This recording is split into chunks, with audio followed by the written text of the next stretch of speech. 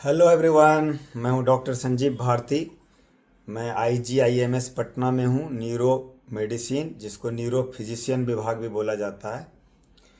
तो आज जो मैं डिस्कस करने जा रहा हूं, ये मेरा जो प्रैक्टिकल क्लिनिकल एक्सपीरियंस है 12-13 साल का, उसके आधार पे करने जा रहा हूं कि बहुत सारा मरीज को BP का बीमारी है, दवा भी खा रहा है, लेकिन फिर भी उनका किडनी खराब हो गया, हार्ट खराब हो गया, लकवा हो गया, ब्रेन हिमरेज हो गया, नस सूख गया। ऐसा क्यों होता है? इसको जो है, इसका कारण क्या है? अंग्रेजी में मेडिकल भाषा में एक टर्म है, उसका नाम है कंप्लायंस। कंप्लायंस का मतलब होता है कि जो physician, neuro physician, cardiologist, nephrologist जो आपको दवा दिया है, जो बात बताया है, उसको आपने अच्छे से फॉलो नहीं किया। जैसे आपका BP जो नॉर्मल BP है उससे ऊपर चला गया। नॉर्मल BP क्या है, गाइडलाइन क्या है, ये मैं आगे बात करूँगा, उसको भी बताऊँगा मैं। सपोज करिए आपका BP 140/90 था, है ना। फिर दोबारा भी चेक किया, 140/90 है। आपको डॉक्टर ने एक दवा लिखा, एमलो सेफ 5 mg रोज रात में खाना है। आपने 2 महीना खाया, BP नॉर्मल हो गया। उसके बाद क्या करता है लोग कि 2 महीना के बाद नापा नॉर्मल है, दवा छोड़ देता है। और जब फिर लगता है कभी बढ़ा, महसूस हुआ, बेचैनी हुआ, एक दवा खा लिया। तो ये छोड़ छोड़ के जो दवा खाना है, खुद के दिमाग लगा के या अगल बगल में कोई जानकार बता दिया, कोई प्रैक्टिशनर बता दिया, आपका बेबी तो नॉर्मल है, क्यों दवा खा रहे हैं? तो ये जो छोड़ छोड़ के खाना है दवा, इसी को कहते हैं कि नॉन कंप्लायंस। कंप्लायंस को फॉलो नहीं करना, डॉक्टर के बात को नहीं मानना।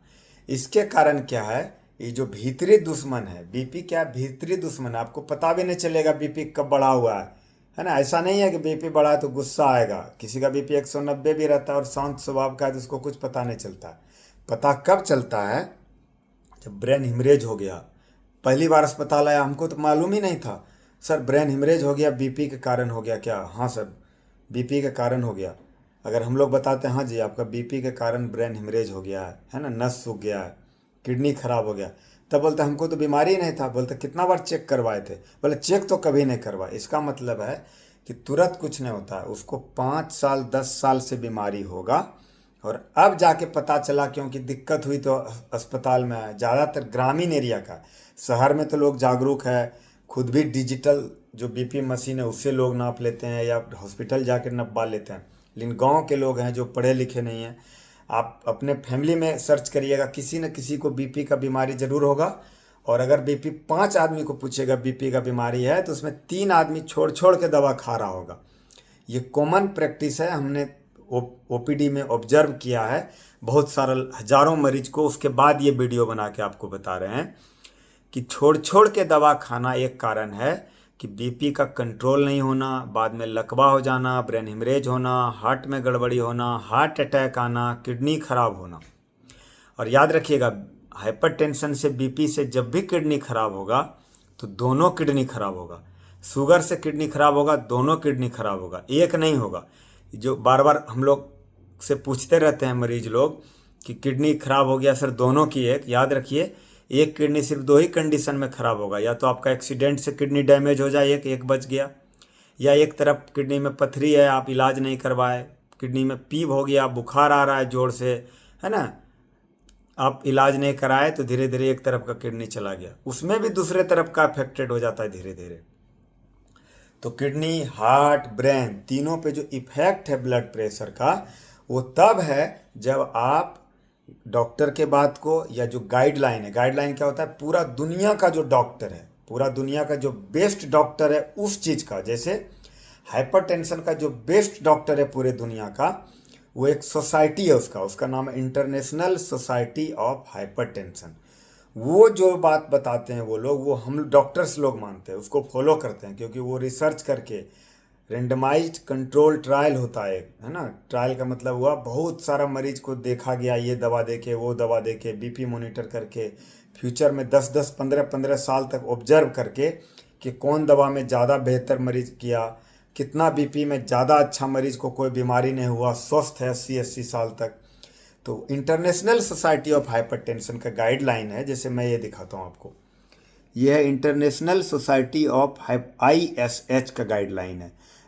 उसके बगल में इंडियन हार्ट एसोसिएशन का है, लेकिन हाइपरटेंशन में हम लोग मानते हैं इंटरनेशनल सोसाइटी ऑफ हाइपरटेंशन का। वो जो बोलता है उसी के अनुसार हम लोग दवा लिखते हैं। क्या है देखिए, लेस देन 130 ऊपर वाला और नीचे वाला लेस देन 85 अगर आपका बीपी है तो आपको दवा खाने का ज़रूरत नहीं है। जिसको ज़्यादा इंटरेस्ट हो वो गूगल सर्च करेंगे international society of hypertension guideline, आपको दिख जाएगा, इमेज दिख जाएगा। तो नॉर्मल सीधा सीधा शब्द में है, अगर आपका बीपी 130 के नीचे है ऊपर वाला और नीचे वाला 85 के नीचे है तो आपको कोई दवा खाने का ज़रूरत नहीं है। और बीपी जो आप लोग ज़्यादातर मरीज के दिमाग में घुसा हुआ है 120/80 नॉर्मल, बाकी सब गड़बड़, ऐसा नहीं है। अगर किसी का बीपी 100 से 130 के अंदर है तो उसको कोई दवा खाने का ज़रूरत नहीं है।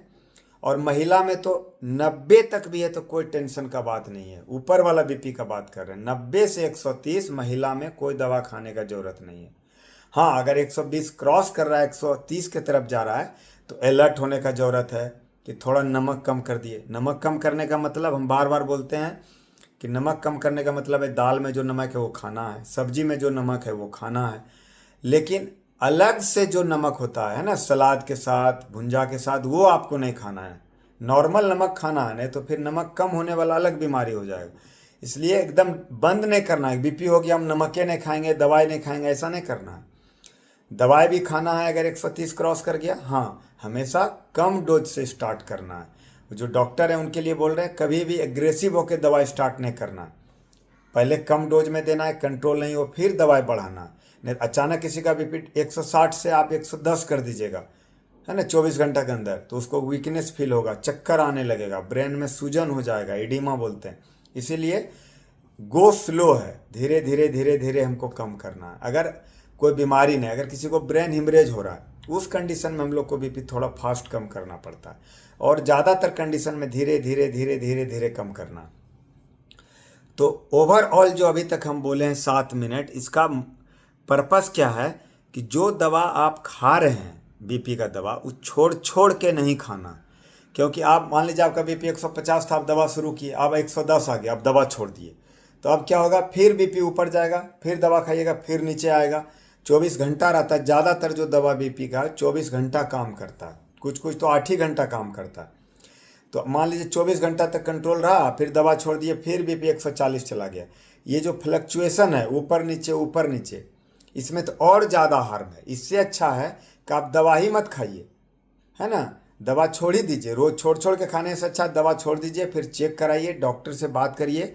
और अगर आपका बीपी बहुत ज़्यादा नहीं बढ़ता, मान लीजिए आपका बीपी सपोज करिए 136/87 रहता है, तो क्या करना चाहिए, एकदम दवा खाना है, लेकिन कम पावर का, है ना। डॉक्टर के लिए बता रहे हैं कि जैसे मान लीजिए बीपी शुरू करना है, बॉर्डर लाइन से थोड़ा ऊपर है, तो एम्लोडिपिन जो एम्लोसेफ, एम्लोकाइंड, है ना, एमलॉन्ग, ये जो 5 mg का नहीं देना, 2.5 mg का एक बार दीजिए, वो भी रात में। अगर आप डायबिटिक मरीज है, टेलमीसाटन देना चाहते हैं, टेलवास, टेलमा, टेलमीकाइंड, तो 40 मत दीजिए एक बार में, 20 का दीजिए। फिर 15 दिन, 20 दिन या 1 महीना बाद बुलाइए। फिर भी बीपी कंट्रोल नहीं हुआ तब उसको 40 करिए टेलमीसाटन को। एम्लोडिपिन को तब उसको 5 करिए। उससे नहीं हो तो 5 से 10 में नहीं जाना है, 7.5 करना है। 7.5 नहीं मिले अगर तो एक 5 का, एक 2.5 का मिलता है, दोनों मिला के मरीज खा लेंगे एक साथ। तो हमेशा जो है बीपी का दवा बहुत एग्रेसिव होकर हाई डोज में नहीं देना चाहिए, है ना। और छोड़ छोड़ के मरीज को समझाना है, भले आपका अगर बीपी कम आने लगे तो हम लोग पावर कम कर देंगे, लेकिन छोड़ छोड़ के नहीं खाना। और जो लोग जिनको बीपी है, जिसके घर में बीपी है, आप पूछ के देखिएगा। अगर आपके घर में 3 आदमी का बीपी है या आपके फैमिली में, दोस्तों में, ग्रुप में, तो उसमें एक आदमी जरूर ऐसा मिलेगा जो दवा रोज़ नहीं खा रहा होगा। ये हम क्लिनिकल एक्सपीरियंस से बोल रहे हैं। जो मरीज आके बोलता है सर जब हमको लगता है कि बीपी हो रहा है हम दवा खा लिए, उनको कैसे लगेगा, बेचैनी होने लगेगा। वो तो तब होगा जब 170 बीपी जाएगा। लेकिन जो आपका 130 के बाद 32 है, 34 है, 38 है, 40 है, वो जो धीरे धीरे धीरे धीरे किडनी खराब कर रहा है, हार्ट को बड़ा कर रहा है, ब्रेन का नस जो कमज़ोर कर रहा है, वो तुरंत नहीं करेगा। वो करेगा तो 5 साल बाद आपको ब्रेन हेमरेज होगा।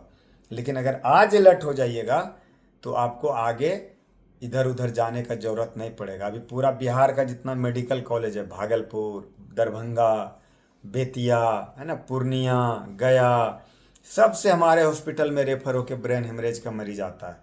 और पता चलता एक ही कारण सब में मिलता है कि बीपी का दवा खाते थे, बीच में 2 महीना छूट गया था। क्यों छोड़ दिए? तो उस समय तो 90 थे तो नॉर्मल था। अगर आप बीपी का दवा ढंग से खा रहे हैं तो समझिए 90% चांस है कि आपको ब्रेन हिमरेज, किडनी का बीमारी, हार्ट का बीमारी नहीं होगा। अगर आप शुगर के मरीज नहीं हैं तो। शुगर का मरीज हैं तो शुगर भी आपको ध्यान रखना पड़ेगा, उसका बात हम अलग से करेंगे।